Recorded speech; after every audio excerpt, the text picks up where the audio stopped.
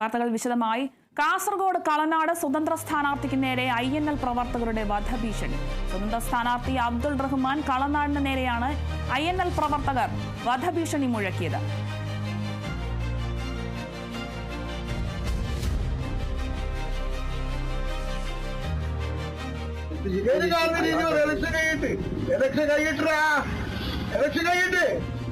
ആ പാവത്തിന് എന്തെങ്കിലും സംഭവിച്ചുകൊണ്ടല്ലോ ഞാൻ ഉടനെ കിടക്കും പോയിട്ട്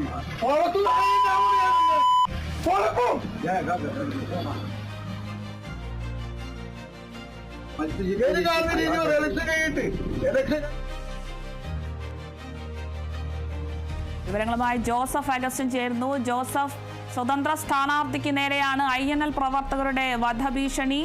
അബ്ദുൾ റഹ്മാൻ കളനാടിന് നേരെയാണ് ഇത്തരത്തിൽ വധഭീഷണി മുഴക്കിയിരിക്കുന്നത്. കൂടുതൽ വിവരങ്ങൾ എങ്ങനെയാണ്? അരുണിമ, പ്രാദേശിക INLന്റെ നേതാക്കളാണ് ഇത്തരത്തിൽ സ്വതന്ത്ര സ്ഥാനാർത്ഥിയായ അബ്ദുൾ റഹ്മാൻ കളനാടിന് നേരെ ഭീഷണി മുഴക്കിയത്. അബ്ദുൾ റഹ്മാൻ കളനാട് കടയിൽ ഇരിക്കുമ്പോൾ ഈ ഒരു സംഘമായി എത്തി സ്ഥാനാർത്ഥിത്വത്തിൽ നിന്നും പ്രചരണത്തിൽ നിന്നും പിന്മാറണമെന്ന് ആവശ്യപ്പെടുകയുമായിരുന്നു. ഇത് പരിഗണിക്കാതെ വന്ന സാഹചര്യത്തിലാണ് വലിയ രീതിയിലുള്ള ഭീഷണി ഈ INL പ്രവർത്തകർ നേതാക്കൾ ഇയാൾക്ക് നേരെ മുഴക്കിയത്. പൊളന്നുകളയും, അതായത് കൊന്നുകളയുമെന്നൊരു ഭീഷണിയാണ് നേതാക്കൾ ഈ സ്വതന്ത്ര സ്ഥാനാർത്ഥിക്ക് നേരെ ഉയർത്തിയത്. എന്തായാലും ഈ സംഭവവുമായി ബന്ധപ്പെട്ട് CCTV ദൃശ്യങ്ങളടക്കം പുറത്തു വന്നിട്ടുണ്ട്. നിലവിൽ ഇദ്ദേഹം പരാതിയൊന്നും നൽകിയിട്ടില്ല. വരും മണിക്കൂറുകളിൽ പരാതിയുമായി മുന്നോട്ട് പോകുമെന്നാണ് വ്യക്തമാക്കിയിട്ടുള്ളത്.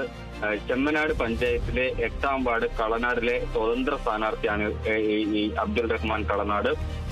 ഇവിടെ INL ആണ് കഴിഞ്ഞ തവണ വിജയിച്ചത്. 8 വോട്ടുകളുടെ വ്യത്യാസത്തിലാണ് ഇത്തരത്തിൽ ഈ വിജയം INLന് ഉണ്ടായത്.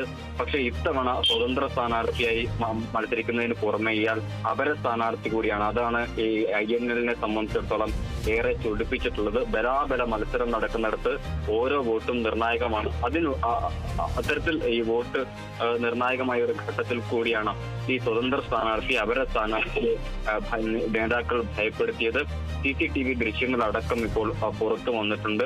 ഇത്തരത്തിൽ കടയിലെത്തിയാണ് ഇയാൾക്ക് നേരെ ഭീഷണി മുഴക്കിയത്. എന്തായാലും സ്ഥാനാർത്ഥിത്വത്തിൽ നിന്നോ പ്രചരണത്തിൽ നിന്നോ പിന്മാറില്ലെന്നാണ് അബ്ദുൾ റഹ്മാൻ കളനാടിന്റെ നിലപാട്. അരുണിമ, വ്യക്തമാണ്. കാസർഗോഡ് കളനാട് സ്വതന്ത്ര സ്ഥാനാർത്ഥിക്ക് നേരെ INL പ്രവർത്തകരുടെ വധഭീഷണി. സ്വതന്ത്ര സ്ഥാനാർത്ഥി അബ്ദുൾ റഹ്മാൻ കളനാടിന് നേരെയാണ് INL പ്രവർത്തകർ ഇത്തരത്തിൽ വധഭീഷണി മുഴക്കിയിരിക്കുന്നത്. സംഭവവുമായി ബന്ധപ്പെട്ടുള്ള CCTV ദൃശ്യങ്ങൾ അടക്കം പുറത്തു വന്നിട്ടുണ്ട്. കടയിലെത്തിയാണ് ഇത്തരത്തിൽ വധഭീഷണി മുഴക്കിയിരിക്കുന്നത്. കൂടുതൽ വിവരങ്ങൾ നൽകിയത് ജോസഫ് അഗസ്റ്റിനാണ്.